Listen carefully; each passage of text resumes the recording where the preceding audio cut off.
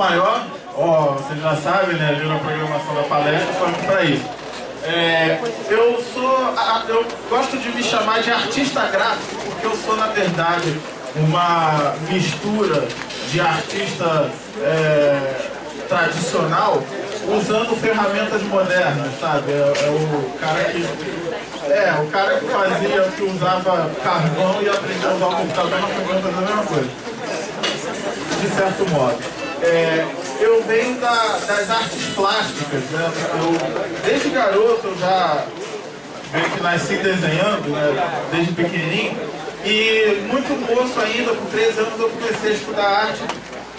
Dei sorte de cair, né, mal figurado, dentro de um centro cultural no município onde eu morava, e lá eu comecei a estudar artes plásticas, estudei pintura a óleo, nanquim, grafite, carvão, pastel, aquarela, bico de pena.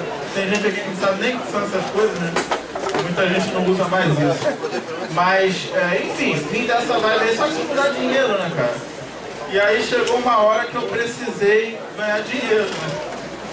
Aí quando chegou a hora de ganhar dinheiro, eu tive que dar ouvidos ao meu pai e fui estudar eletrônica, né? Aí fui estudar eletrônica, mas aí na eletrônica eu achei um atalho, o meu caminho ali na parte do desenho técnico, e comecei a estudar desenho técnico, e aí ainda fiquei passando um bom tempo na eletrônica até que eu consegui, de fato, começar a atuar um pouquinho com desenho técnico. Só que isso ainda demorou, nesse meio tempo eu ainda fiz uma parte de coisa. Mas aí vamos para a parte bonita da história, né? Que é a parte feliz. A parte triste deixa pra lá. A parte feliz foi que eu consegui entrar numa indústria, né? Eu já trabalhava, eu já fazia algumas artes usando Photoshop, Corel, e fazia alguns materiais simples, que o povo pede, cartão, panfletinho, essas coisas, né? E aí eu dei sorte de entrar numa indústria eletrônica, né? Como técnico em eletrônica. E lá dentro dessa indústria, eu identifiquei que eles tinham uma deficiência muito grande no setor de engenharia. Tinha um engenheiro na empresa, tinha técnicos, mas na hora de criar projetos novos, eles encomendavam de outras empresas. E aí eu falei, não, tá errado, vamos... cara, foi um pretexto que eu arrumei para crescer, isso é verdade.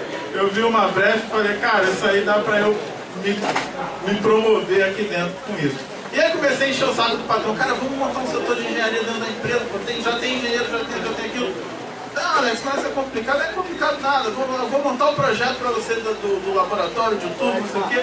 E enchi o saco dele por quase um ano. Aí até que ele criou o laboratório, me promoveu a desenhista CAD, e a coisa começou a funcionar, e aí a gente fazia de um tudo lá, só que a minha especialização, o meu foco na parte técnica foi sempre com 3D, então lá dentro dessa indústria, aliás, eu falei com a indústria, né, a Resort, ela fabrica controles de remoto para ventilador, controle para lâmpadas, sistema de alarme, controle de presença, né, sensores de presença, essas coisas. Esses dispositivos eletrônicos que a gente às vezes nem vê, mas a gente vive rodeado deles. E aí lá eu comecei a aplicar de fato a questão da modelagem 3D, e foi algo que eu sempre amei, mas lá esse amor cresceu porque se tornou realmente algo que eu precisei estudar mais e pesquisar mais. E por conta disso eu venho já há pouco mais de 4 anos ensinando e falando sobre modelagem 3D e tentando, né, mesmo ainda mexendo com web, mesmo ainda mexendo muito com branding, né, com um monte de outras coisas, até porque na escola, lá onde eu dou aula, na Red Zero, a gente ensina outras coisas, mas eu estou sempre ali escapando para o 3D sempre que eu posso, e é realmente a minha paixão, e é justamente sobre isso que eu vim falar com vocês hoje, tá certo? Eu trouxe aqui alguns links ali, tem ali o link do meu portfólio no Behance, né? Quem conhece o Behance? O Behance é o site de portfólio da Adobe, né? A Adobe, ela disponibiliza a todo mundo que tem um login na Adobe, é de graça mesmo, então qualquer um pode ter. Aí você entra lá no Behance e faz seu portfólio. É bem legal o portfólio do Behance, tem muitos recursos, ele tem aplicativo para celular, é bem legal. Se você puder, entra lá, dá uma olhada e de repente até você que também desenvolve trabalhos pode estar criando seu portfólio, cria o login da Adobe, cria um ID da Adobe, perdão, e cria o seu portfólio lá. Tem ali o Facebook também, beleza? É uma forma, né, que hoje em dia não tem como escapar disso, né? É a grande rede social mesmo, por onde a maior parte dos contatos acontecem ainda, então tá ali o Facebook. E tem o meu site, porque eu, como todo bom designer, eu tenho o meu freela, né? Eu trabalho numa empresa, mas toco o meu projeto pessoal e eu tenho meu cantinho lá e eu toco meu freela e desenvolvo alguns trabalhos legais, você pode ver lá no site. O site ainda não está totalmente pronto, até porque o trabalho de design nunca está pronto, né, cara? A gente nunca termina. Toda hora você está mexendo, achando um negócio novo para fazer. Eu já mudei a interface desse site umas 4 vezes dentro de um ano. Então, mas tá lá, funciona, capta cliente, graças a Deus tá dando certo. Beleza? Bom, se você não anotou, não se preocupe, no final eu vou voltar. Mas eu quero falar de fato do que a gente veio conversar. Eu vim conversar com vocês hoje sobre modelagem 3D, só que eu quero falar sobre passado, presente e futuro da modelagem 3D. Por que eu quero falar disso? Eu poderia parar aqui e ficar discutindo com vocês técnicas, métodos, ferramentas, embora eu vou mencionar algumas, mas eu acho que para vocês, né, quem aqui trabalha ou mexe com 3D, tem uma curiosidade? É bem que eu imaginei, né? Quase ninguém. Então, por essa razão, eu vejo que não é interessante querer trazer nada prático para vocês, porque vocês não mexem com isso, não faria sentido para vocês. Mas uma coisa é fato, quem aqui é programador, pretende ser programador de alguma coisa qualquer? Pô, todo mundo, né? Aí, o que acontece? Você vai tropeçar nesse troço em alguma hora, né? Porque o mundo hoje, ele gira em torno do 3D, né? E o mundo do futuro, que a gente vai falar, mais ainda, tá certo? Só que antes da gente entender o porquê que a gente tem esse futuro tão certo, na minha opinião, e na opinião de quase todo mundo, na área do 3D, a gente precisa entender como que esse negócio começou, como que esse negócio nasceu, tá certo? Então, eu quero começar falando sobre isso com vocês. De início, queria saber alguma pergunta? Até aqui? Não. Tá. Gente, se durante a palestra alguém tiver alguma pergunta, é só levantar a mão. Se eu enxergar, eu vou deixar você fazer a pergunta. Se não, você levanta, dá um grito, joga um sapato, daí sei lá. Dá um jeito. Mas vamos lá. Então, vamos falar sobre o nascimento do CAD. Eu imagino que vocês saibam o que é o CAD, mas de todo modo eu vou tentar resumir para você. CAD é o desenho assistido por computador, é o desenho feito em computador, tá certo?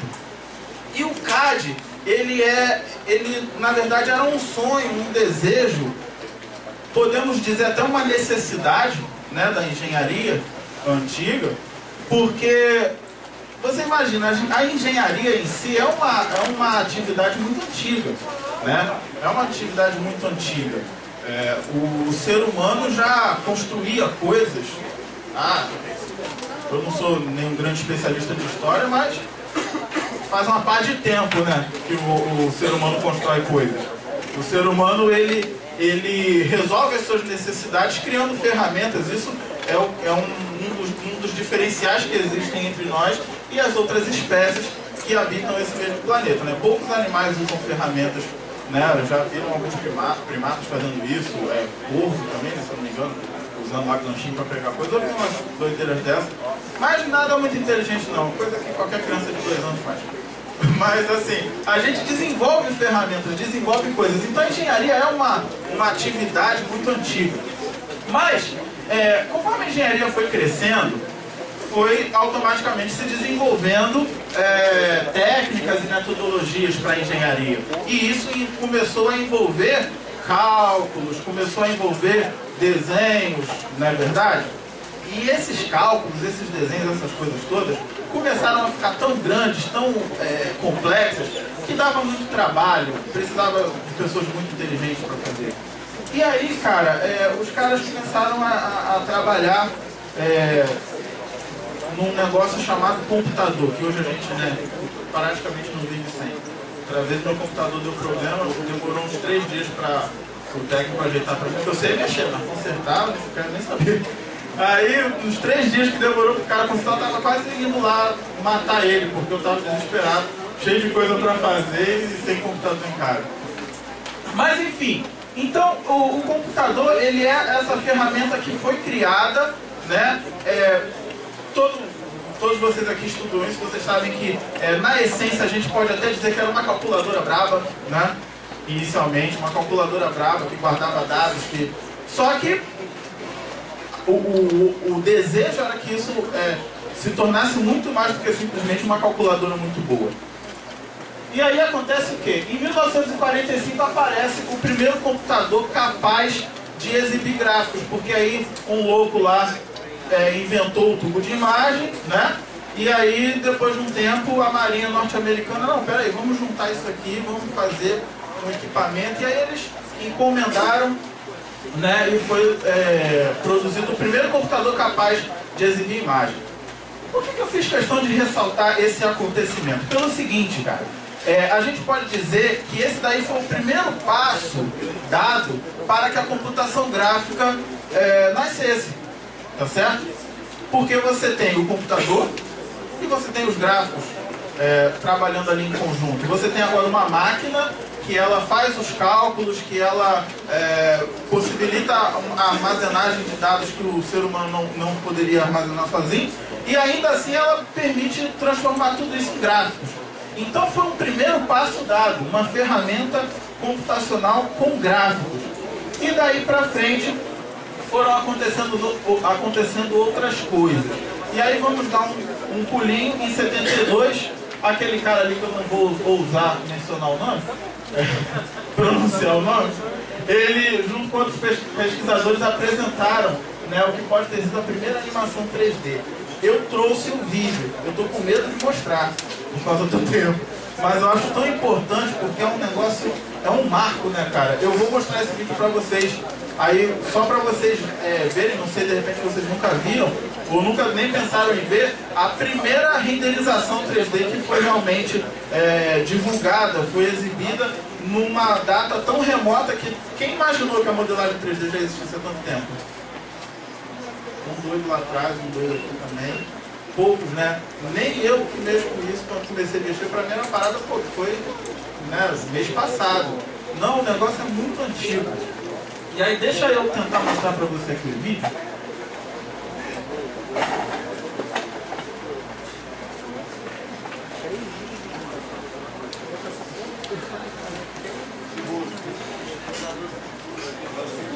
O segundo, esse aqui, ó. O pessoal já leu aí os vídeos, tem gente que foi empolgado. Ó, dá pra ver que é antigo, né? Tem som, não tem não. Mas não tem nada demais, não, som é só uma musiquinha. Querem que eu cante enquanto isso?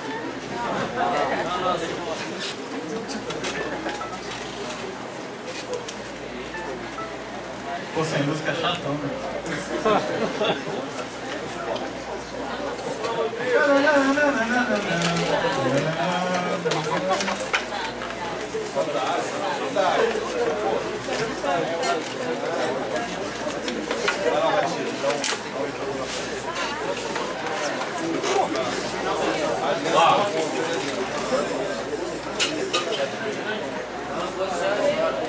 Oi? Dá uma pausa? Opa! Um prazer. Ó, barulho fez, né?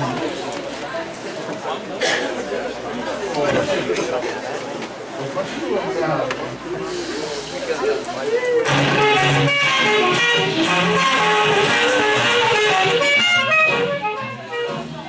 como eu falei, é só uma musiquinha, mas tá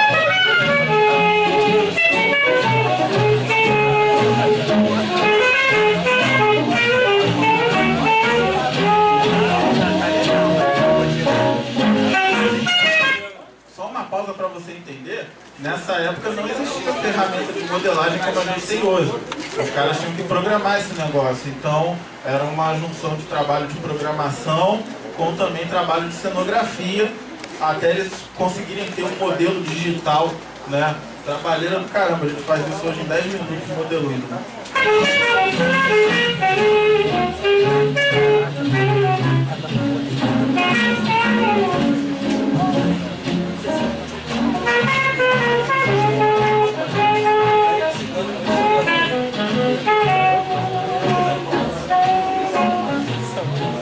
Ó a gambiarra.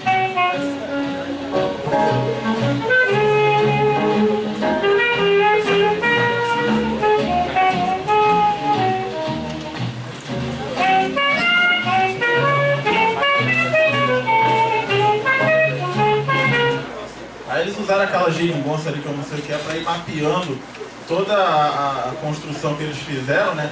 E aí deixa eu dar uma avançada pra gente não gastar tempo à toa, para mostrar já a mão mexendo.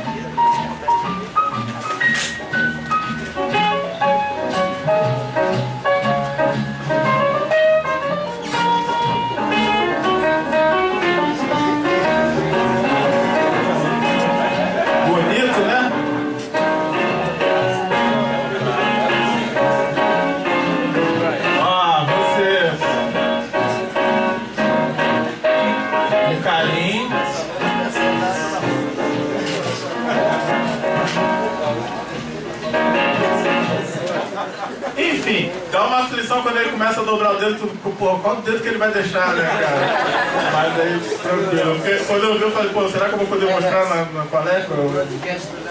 E aí, cara, isso daí foi a primeira renderização mostrada, de fato, né, que alguém fez.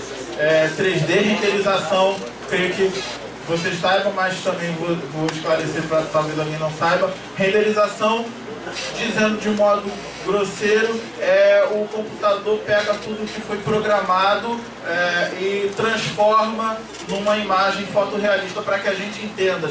Transforma da linguagem de máquina para a linguagem, né, humana. Então, gente, esse daí foi a primeira manifestação que a gente teve, né, o primeiro exemplo de 3D, certo? Que esses caras mostraram. E daí pra frente a gente vem aí, ó, em 81 aparece o primeiro filme comercial, e de fato eles fizeram um filme com 3D, esse filme Luca, né, onde já mostraram um personagem totalmente renderizado em 3D. Eu trouxe, mas não vou mostrar. Mas aí depois se vocês quiserem eu mando o link, tem no YouTube. Vocês mesmo podem procurar no YouTube, tem lá. Em 82 também nasce o Tron. Pô, o Tron todo mundo conhece, né, cara? O Tron foi um negócio que fez muito sucesso. E o Tron tinha uma carga enorme, né, de computação gráfica, numa época onde ainda não era muito comum, não é isso? Então o Tron foi um filme também muito revolucionário, onde você tem atores ali de fato interagindo em cenários 3D. Eu nem imagino a trabalheira que deve ter dado para fazer isso naquela época, né? Um negócio bem pioneiro. Todo pioneirismo é sempre complexo, né? Porque você não tem as ferramentas adequadas. Hoje, se você quer fazer alguma coisa avançada, você tem uma dezena de ferramentas. Você faz um leilão, né? Qual fabricante de ferramenta vai pagar mais para usar a ferramenta dele? Mas você imagina nessa época que não tinha nada, né? Então a galera realmente era pioneira e tinha que se virar de todo jeito para fazer. E aí em 82 é lançado também o AutoCAD. Quem conhece o AutoCAD? O AutoCAD um monte de gente conhece, né? Quem mexe com o AutoCAD? Quase ninguém.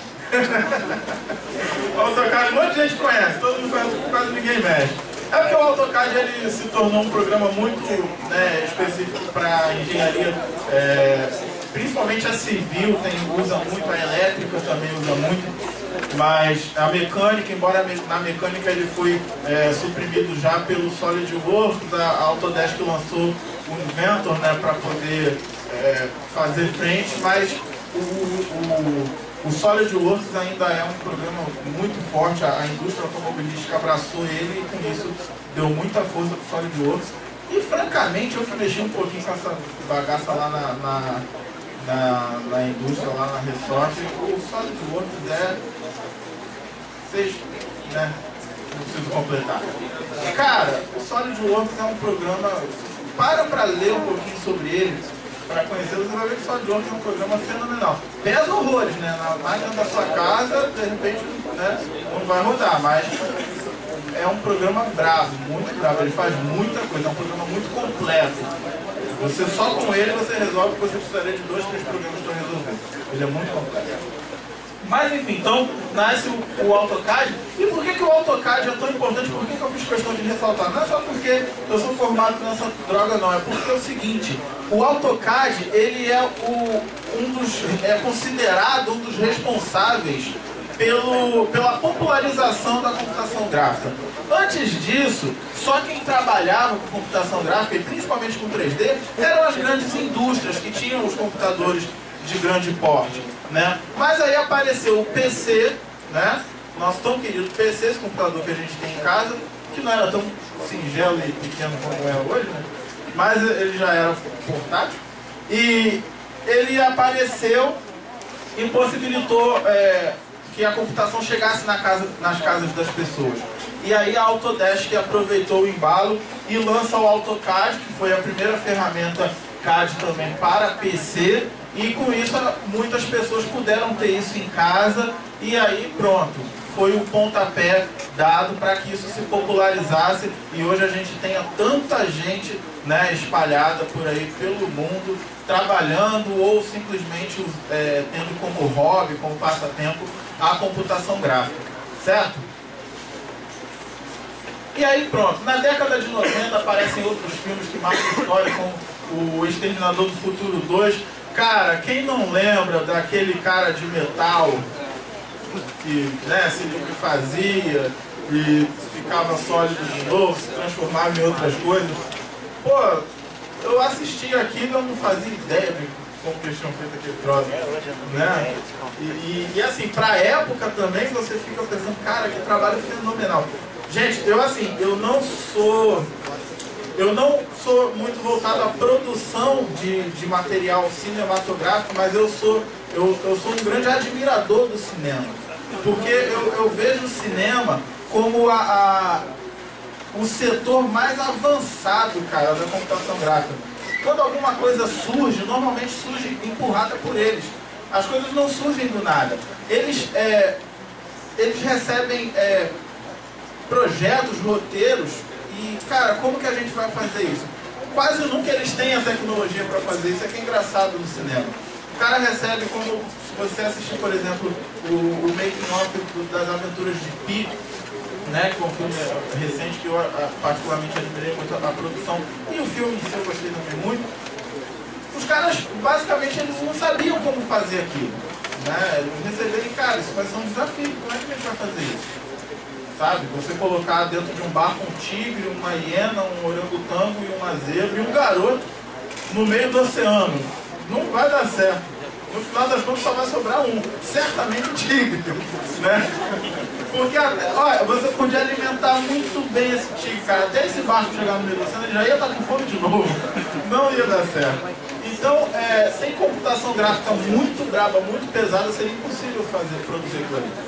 E pelo fato do cinema sempre lidar com desafios, além das ferramentas que eles têm, eles acabam impulsionando a criação de novas ferramentas, de novas técnicas, de novos conceitos.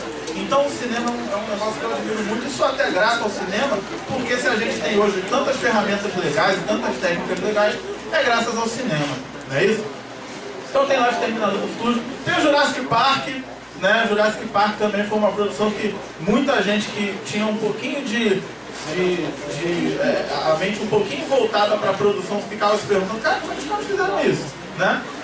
E teve muita modelagem física, né? Maquetes mesmo dos dinossauros, mas os maiores e aquelas cenas mais bravas foram feitas em 3D também e com os recursos, enfim, da década de 90, que não era nem a metade do que a gente tem hoje. Ainda assim, os caras conseguiram fazer aquela produção, posso dizer, perfeita, principalmente para a época. Não deixou nada a desejar. Certo? Tranquilão? Até aí tranquilo? Alguma pergunta? Não? Vamos lá. E aí, pô, o que rola hoje, né? Eu dei uma breve, muito breve, explanada do que aconteceu para que a gente chegasse até o hoje, né? De como que a computação gráfica, principalmente o 3D, que é o nosso foco, como que ele nasceu, como que ele evoluiu, o que fez ele evoluir, o que fez ele crescer, né? Aquela necessidade que os caras tinham. Cara, você imagina, o 3D nasceu dentro da engenharia, mas você imagina os artistas vendo aquilo nascer? Caraca, olha isso, cara. É porque eu não pude mostrar, não quis mostrar o vídeo todo, mas tem uma hora que eles filmam dentro da mão. Tu imagina os caras vendo aquilo pela primeira vez? Velho, dá pra entrar na mão, dá pra ver por dentro dos dedos. Que bagulho doido, cara. Né? Então, os artistas vendo aquilo certamente piraram e se apaixonaram. E graças a Deus, porque a gente hoje está rodeado do resultado disso aí. Né? Se você lembrar de propagandas que marcaram época também, propagandas da Coca-Cola, por exemplo, daquele urso polar. Quem não lembra, né? Daquele urso polar da Coca-Cola. A Coca-Cola fez uma série de comerciais com aquele urso polar. Aquilo era tudo em 3D, né? Então, a publicidade, o cinema, as artes em si, enfim, o 3D ele realmente invadiu o mundo, né? E mudou o mundo. Pelo menos o mundo da comunicação visual, ele mudou completamente. Tá certo? Mas aí o que rola hoje? Cara, hoje a gente vive uma época onde o 3D ele chegou a ser um pouco ameaçado. Eu creio que vocês são um pouco, embora sejam uma galera de TI, eu sei que nem todos vocês são muito voltados para a arte, talvez, mas eu acredito que a maioria de vocês esteja assim um pouco por dentro de que existe uma coisa dentro do design chamada tendência. Até porque no TI também tem, na verdade. Tendência, você tem aqueles anseios que a população, que o público, ou que os públicos, eles têm em determinada época, né?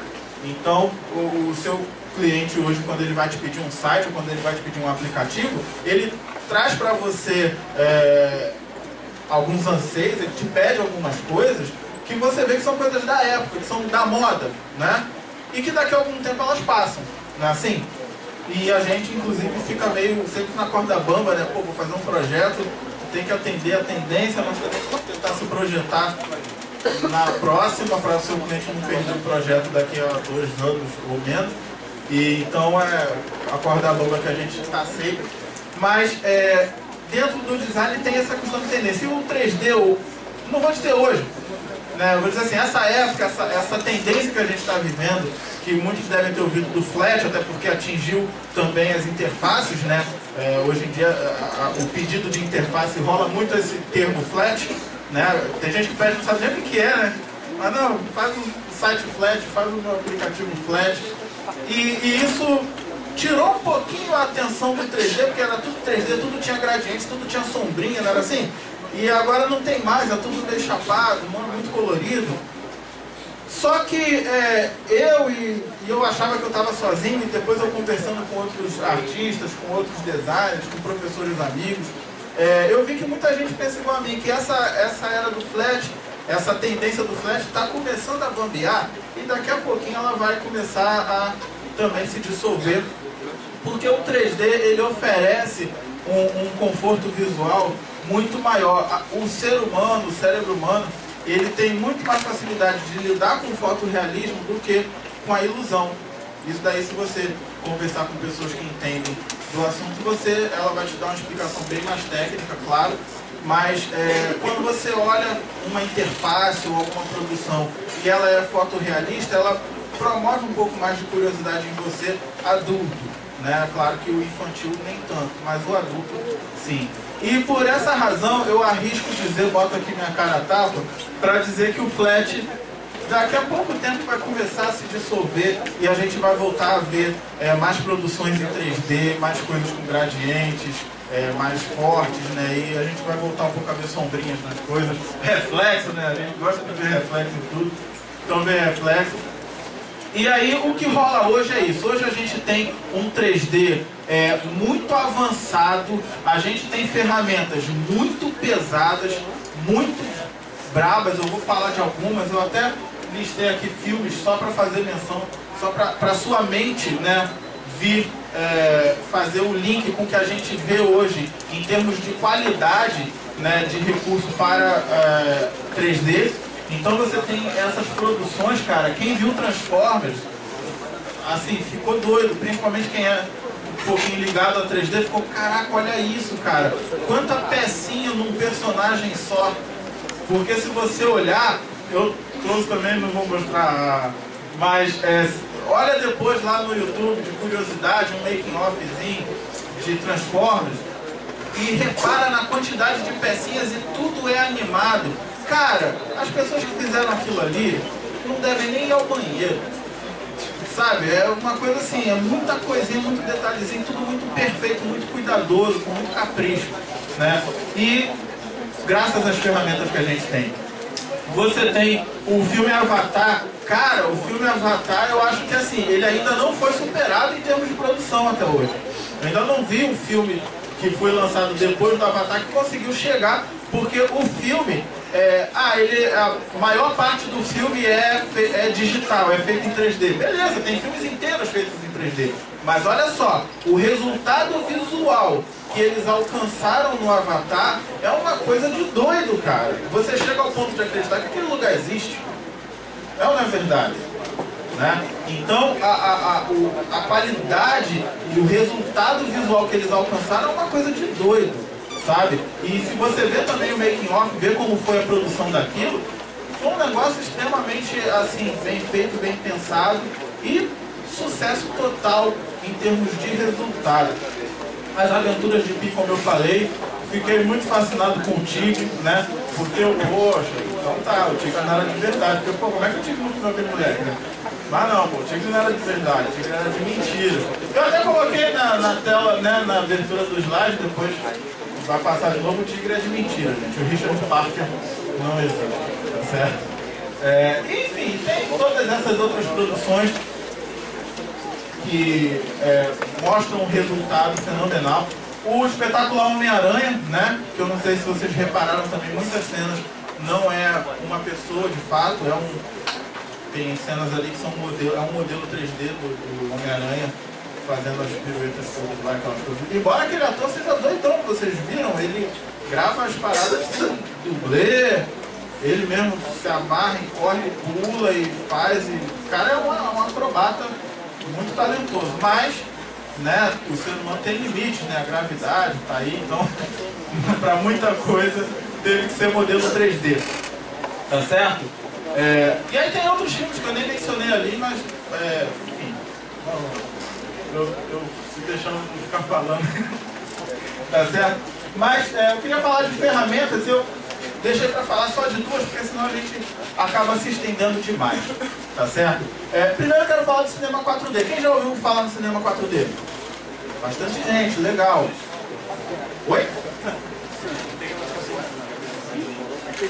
Não entendi. Ah! Não. O cinema 4D é um programa de modelagem e animação 3D. Ele também tem plataforma de escultura 3D. Ele é um programa muito, muito bom. É uma covardia, na minha opinião, porque você tem aquelas ferramentas que você gosta tanto, 3D Max, o Maya, né? Pô, mal barato, usa mal tempão. Aí aparece uma droga de um programa com a interface feia pra caramba, porque, desculpa quem gosta, eu acho a interface do cinema 4D muito feia. Mas o programa é extremamente eficiente, cara. E como ele é mais recente, a Maxon, que foi quem produz, quem é responsável pelo programa, a Maxon realmente resolveu problemas de outros, né? Então assim, pô, esse programa tem essa limitação, vamos resolver no nosso.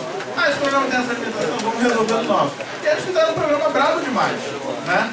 E o Cinema 4D é um programa brabo, acessível, as empresas aderiram a ele. A Adobe abraçou o Cinema 4D, né? Agora quando você compra o After Effects CC, ele vem com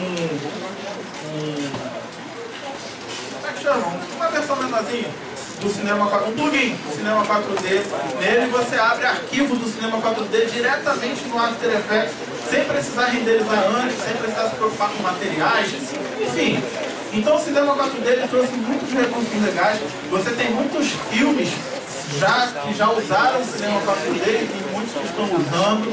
Então, se você de repente tem o interesse de começar a estudar isso e futuramente entrar nesse mercado, se você puder aceitar a dica de um amigo que entende um pouquinho do assunto, foca no cinema 4D. Embora a indústria ainda esteja muito tomada pelo 3D Max, o cinema 4D está ganhando espaço, e claro que você vai ter que estudar o 3D Max, mas se você focar no cinema 4D, você está se preparando para um mercado para quando você já tiver evoluído o suficiente para entrar nele. E ferramenta 3D é tudo igual, cara, igual oriental. Se você aprendeu uma, você já conhece as outras. É só ver lá, onde é que está a ferramenta que faz aquilo lá? Está aqui, faz a mesma coisa. Então é tudo igual. Nada contra. Nada pessoal. Certo? Temos também o Nuke. O Nuke é um pouquinho mais recente. E quando a gente fala recente, a gente fala assim, da projeção do programa, né? As pessoas estão falando dele mais recentemente. Estão descobrindo ele mais recentemente. Claro que ele já existe um pouquinho de tempo. Mas o Nuke é um programa, gente, pensa num programa muito bom. O Nuke é melhor. Cara, o Nuke, sabe, não tem palavras. O Nuke é muito brabo, cara, porque ele faz uma interação também muito legal com After Effects, com aquele programa também da Autodesk que ninguém usa para produção de vídeo também. Ele também faz interação com aquilo. E, cara, o Nuke gera resultados bravos, fenomenais. O Nuke é muito bom, é um programa muito legal. Se você também entrar no YouTube e procurar lá alguns vídeos de produção de Nuke, claro que você vai achar muita coisa de estudante, a galera que está ainda aprendendo a usar o programa, mas você vai achar uns trabalhos que são realmente fenomenais em termos de ferramenta. Mas não abandonem o Vovô 3D Max, não abandonem o Vovô Maya, né, porque eles também são programas extremamente fortes. Eu particularmente gosto muito do Maya, né, e é um programa que realmente, quando eu comecei a mexer com ele, eu, caraca, curti, né, e tento fazer tudo que eu posso dentro do Maya. É um programa que eu gosto muito, mas esses também são programas que a gente tem que estudar. Esse meio do 3D, assim, tem muitas ferramentas, né, e você fatalmente tem que estudar várias delas, tem que saber lidar com várias delas, né, embora você vá sempre acabar, como sempre, tem uma que a gente gosta mais, centraliza o nosso trabalho nela, mas tem muitas ferramentas para a gente usar, tá certo? Mas, como eu falei, não quero ficar focando em ferramentas com vocês, quero falar realmente do mercado, do quadro, e vocês que são programadores em formação, vocês vão lidar talvez com jogos, como o colega falou anteriormente, e nos jogos você vai encontrar um mundo rodeado de 3D, né? Porque os grandes consoles hoje, eles investem muito pouco em 2D, investem muito mais em 3D. Eu não sou nenhum especialista em games, não jogo videogame, igual o colega, não tenho tempo, trabalho, não tenho tempo de jogar videogame, mas a gente está no meio, né, está na chuva, acaba se molhando um pouco. Então eu posso te dizer que os grandes consoles, eles realmente investem muito em 3D. E quem joga sabe, né, vê que são sempre lançados jogos em 3D. O investimento na qualidade das plataformas no 3D, enfim. Então, é um mercado que fatalmente você vai esbarrar nele daqui a pouco, tá certo? Pessoal, alguma pergunta até agora? Só eu que falo? Ninguém fala. Não? Fala, menina.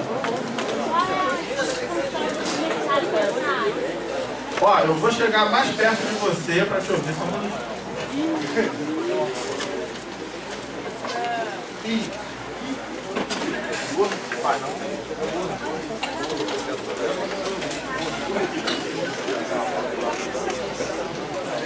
Qual o seu nome? Thaís?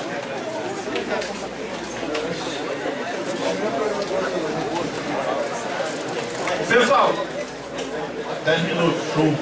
Pessoal, a Thaís fez a seguinte pergunta: vai ter lanche depois do A Thaís fez a seguinte pergunta.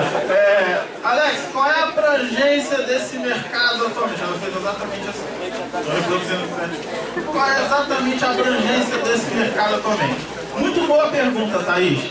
Gente, esse mercado de 3D é um mercado que, se você está fora dele, se você não está olhando para ele, você não vê, mas ele é um fantasma, cara. Essa droga está em todo lugar. Liga o seu celular, começa a mexer e você vai achar alguma tralha em 3D aí dentro. Liga a sua televisão, começa a assistir, TV aberta mesmo, Globo, sei lá. Tu vai ver uma enxurrada de coisas em 3D. Liga o seu videogame, pô, 3D pra caraca, né? Liga o rádio. Tô brincando, no rádio não. No rádio não. Cara, eu sempre me lembro uma vez eu dando aula de design, eu fui ensinar os alunos a botar vídeo na revista, aí teve um que... Ah, professor, como assim botar vídeo na revista? Aí eu saquei que ele estava pensando na revista impressa.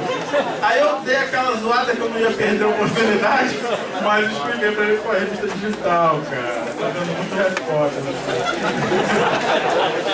Mas enfim, então tu vai ver uma enxurrada de 3D em tudo, você anda na rua, tá nos outdoors.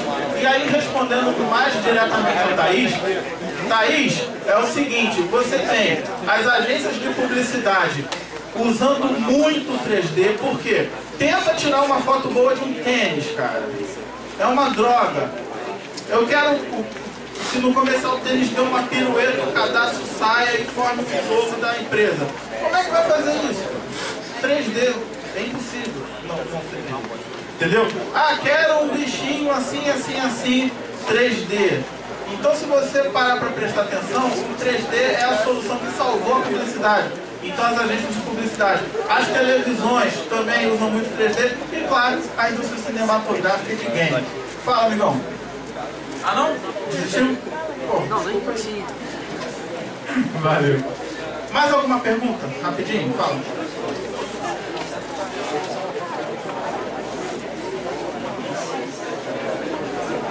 Legal, se você fosse começar agora a estudar modelagem 3D, eu recomendaria o Cinema 4D, ok? Embora não seja ainda um programa que todo mundo usa, mas já está muito assim, muita empresa está usando, então você já tem muito mercado para ele.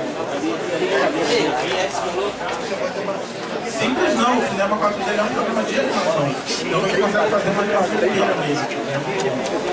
Certo? Pessoal, infelizmente, meio corrido não dá para responder mais perguntas, mas Facebook, beleza? Vocês mandam sua pergunta. E aí, só para encerrar, conforme eu prometi, e o futuro? O que reserva? Né? Então vamos falar de futuro. A gente sempre pensa, sempre tem a sensação, principalmente na época de hoje, que a gente tem a tecnologia andando muito rápido, a gente sempre tem a sensação de que, cara, não tem mais nada para ser inventado. Mas existem algumas promessas dentro da tecnologia 3D, que é você, primeiro, ter um avanço, embora a galera está muito focada agora no 4D, desculpe, no 4K, e não está se falando muito de TV 3D, cinema 3D, né? Deu uma caída, não foi? Mas existem umas ideias e umas projeções de aprimoramento da tecnologia de projeção 3D, de realmente o negócio vir pra gente.